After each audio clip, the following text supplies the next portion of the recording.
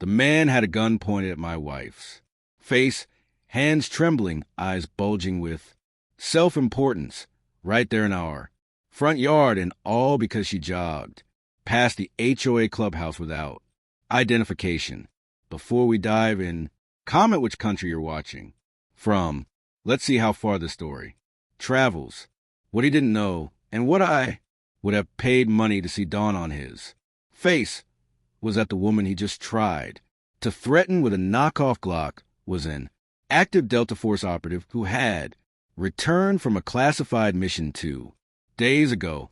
She hadn't even unpacked her field gear yet, and now she was standing in front of a wannabe rental cop holding a pistol sideways like he'd learned it from a bad action movie. I knew she could have disarmed him with a pine cone and a zip tie, but for once she actually gave the guy a chance to surrender. He didn't take it. That's where things got real fast. We had moved into this neighborhood for peace.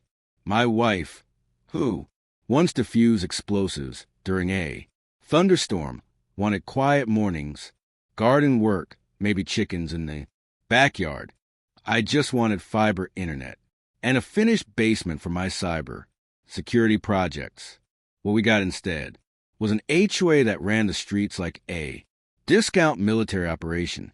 They called themselves the Home Safety Division, HSD for short, for matte black golf carts, parked outside the clubhouse, each one with block letters stenkled on the side. Some even had blue lights zip-tied to the roof.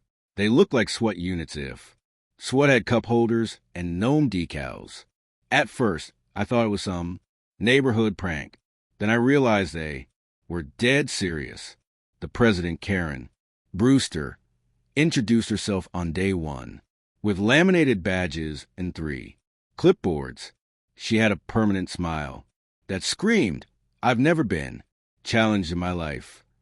She gave us a booklet of rules, ridiculous things, like grass may not exceed 2.75 in and residents must not appear intimidating during recreational activity.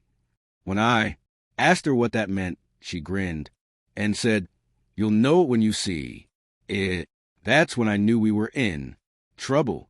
But my wife just smiled politely and thanked her like she hadn't just returned from extracting hostages overseas. She's good at that, blending in, keeping calm. Day 8 shattered. That calm. My wife went out for her usual jog while I made coffee and logged into work. 10 minutes later, I got a motion alert from our security cameras. At first, I thought it was a delivery truck, but when I checked the feed, 2 HSD golf carts had parked diagonally across our street, and my wife was standing there perfectly still, hands slightly raised.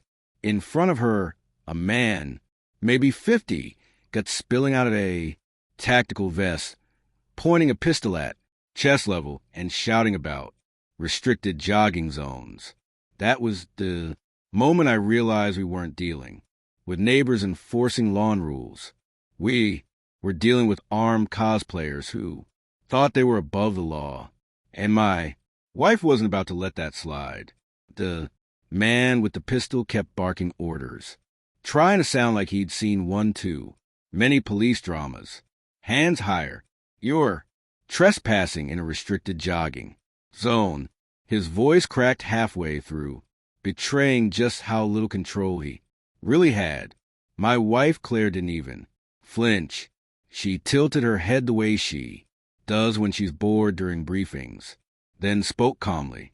"Sir, under Florida Statute 79.1010, brandishing a firearm in a threatening manner is a felony.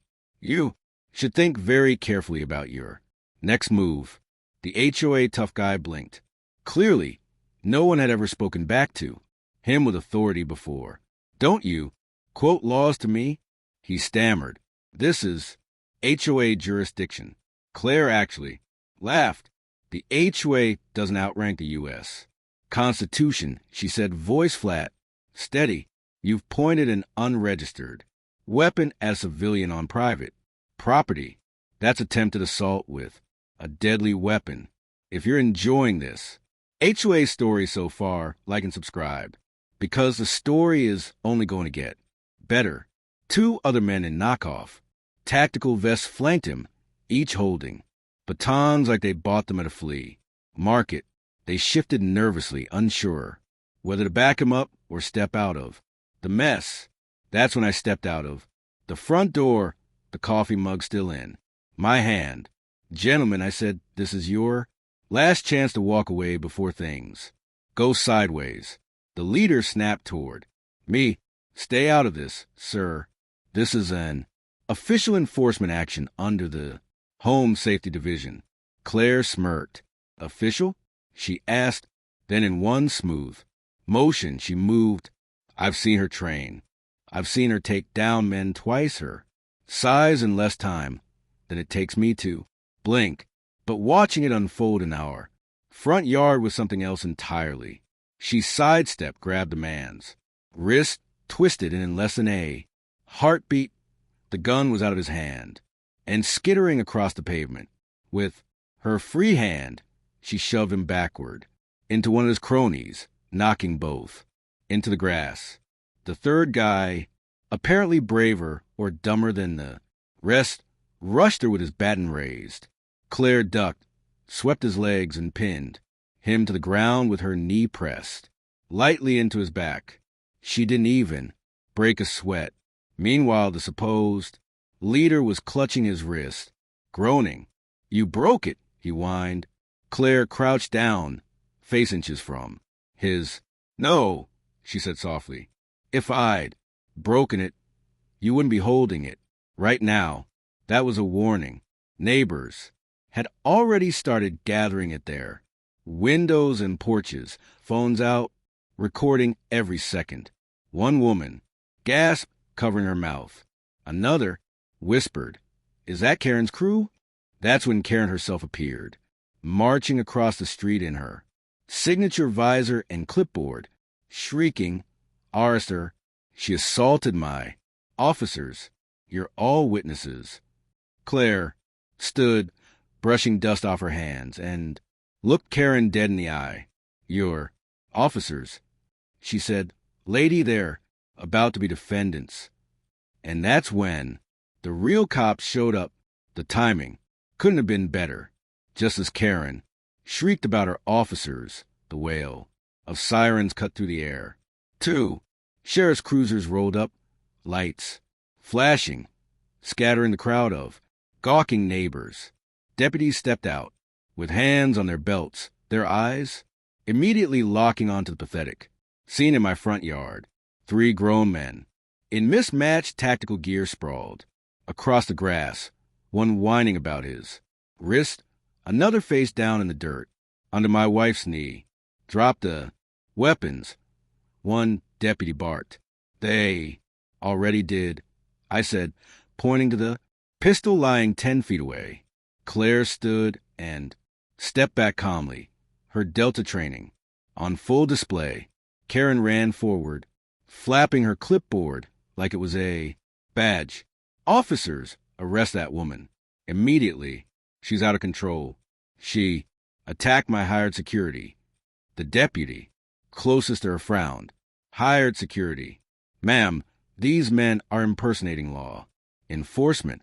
He looked over at the 3 groaning wannabes. "You realize that under 18 U.S. Code, impersonating a federal officer is a felony, right?" One of the men started babbling instantly. "It wasn't my idea. Karen paid us," she said. "It was legal." That shut Karen up real quick. The deputies cuffed all 3, reading off charges as they went. Brandishing a firearm, impersonating an officer, attempted assault, conspiracy, and trespassing. Karen tried to slink away, but another deputy caught her by the arm. "Not so fast. You'll be coming with us, too." Or did you think orchestrating a fake armed raid was going to slide under the radar? Karen's face turned blotchy red. "This is harassment. I'm the HOA president. I demand you release me." The deputy just shook his head. Lady, you're under arrest for solicitation to commit assault, conspiracy, and aiding in abetting impersonation of an officer. The crowd gasped. A few neighbors even cheered. I crossed my arms, finally, letting myself grin. You should have. Stuck to writing passive-aggressive. Letters, Karen.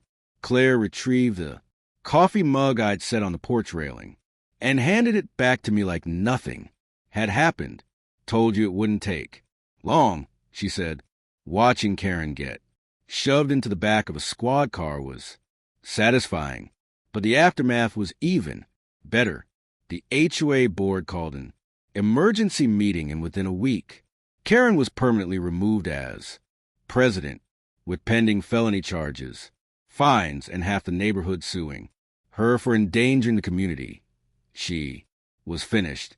The men she hired didn't fare much better. They were denied bail, facing years behind bars. And as for the HOA, their reputation was in shambles. No one wanted to touch leadership with a 10-foot pole. Neighbors started coming by to thank us, shaking Claire's hand with awe in their eyes.